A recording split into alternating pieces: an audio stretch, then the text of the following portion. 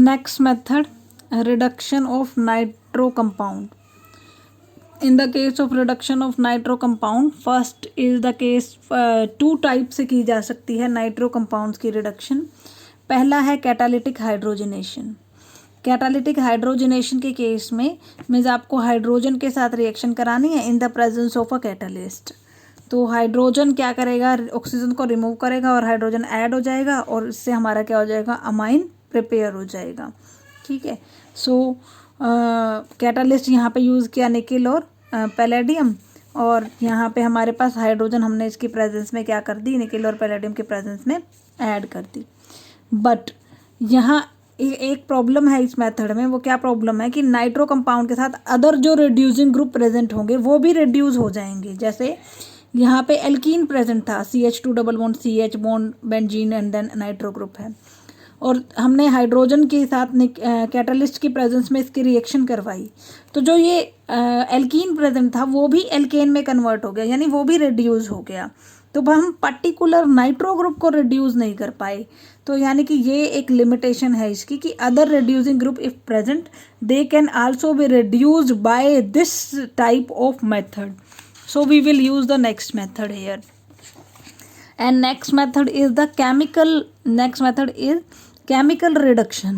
इस chemical reduction में क्या होगा, we will take SN in the presence of HCl, यानी कि मेटल की प्रेजेंस में हम एसिड के साथ उसको रिएक्ट करेंगे. तो जैसे यहाँ पे हमारे पास NO2 था, अब हमारे पास ये जो NO2 है वो NO2 HCl की उसके साथ क्या बना लेगा, सोल्ट बना लेगा. सोल्ट कैसे बनाएगा, यहाँ पे NH3 पॉजिटिव Cl नेगेटिव आ जाएगा by the reaction of this HCl with the nitrogen and O2 will removed. And then further अब हम अगर OH नेगेटिव की प्रेजेंस में इसकी रिएक्शन करें तो यहाँ पे क्या होगा, ये जो NH3 ये NH2 रह जाएगा, HCl बाहर निकल जाएगा. H तो OH नेगेटिव के साथ वाटर की फॉर्म में बाहर निकला, और जो Cl नेगेटिव है वो लिविंग ग्रुप के फॉर्म में बाहर निकल गया, और यहाँ पे क्या आ गया हमारे पास, NH2 आ गया. तो this one case is the again reduction of nitro compound or by the method of chemical reduction. Chemical reduction के केस में आपको क्या लेना है, SN in the presence of HCl, यानी कि SN और HCl यानी एसिड की प्रेजेंस में SN की रिएक्शन हमने करवाई.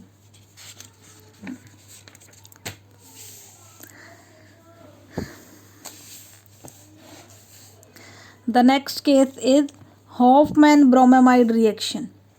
Hofmann bromamide reaction के केस में आपको अमाइड लेना है RCONH2, ब्रोमीन लेनी है और आपको बेस लेना है KOH. सबसे पहले मैकेनिज्म देखें तो हमें प्रिपेयर क्या करना है, प्रिपेयर करना है हमें RNH2. सबसे पहले जो हमारे पास अमाइड है, अमाइड इज RCONH और HRCONH2. इसकी अगर हम बेस ले लें OH नेगेटिव की हाइड्रोजन पर अटैक करवा दें तो ये इसका कंप्लीट बॉन्ड नाइट्रोजन को ट्रांसफ़र कर देगा और वाटर बाहर निकल जाएगा. तो हमारे पास क्या प्रिपेयर हो जाएगा, RCON पर लोन पेयर एक और आ जाएगा और H तो उसके पास लगा ही हुआ है और वाटर आपका बाहर निकल जाएगा. फिर अब ये जो लोन पेयर आया, जो यह नेगेटिव चार्ज कहलो आया, ये Br और Br पर अटैक करेगा, Br2 का जो मॉलिक्यूल है, और ये एक Br ले लेगा, एक Br जो इसका नेगेटिव चार्ज है वो Br ले लेगा. तो आपके पास RCON पर Br पर H प्लस वाटर, RCON पे Br और H, इस टाइप की स्पीशीज बन गई और वाटर आपका रिमूव हो गया. एंड देन अब ये जो RCONH Br वाली स्पीशीज़ थी, अगेन बेस ने अटैक किया हाइड्रोजन पर और इसके ऊपर एक और रेडिकल आ गया फिर से. तो आपके पास ये जो स्पीशीज़ बनी, ये बनी RCON पे नेगेटिव चार्ज, लोन पेयर तो ऑलरेडी है ही, और यहाँ पे Br. जैसे ही ये R बॉन्ड के साथ इस कार्बन पे, इस नाइट्रोजन पे अटैक करे तो यहाँ से ये Br रिमूव हो सकता है. तो यहाँ पे हमारे पास C डबल बॉन्ड O बन गया और ये वाला ये नेगेटिव चार्ज यहाँ पे बॉन्ड बना सकता है.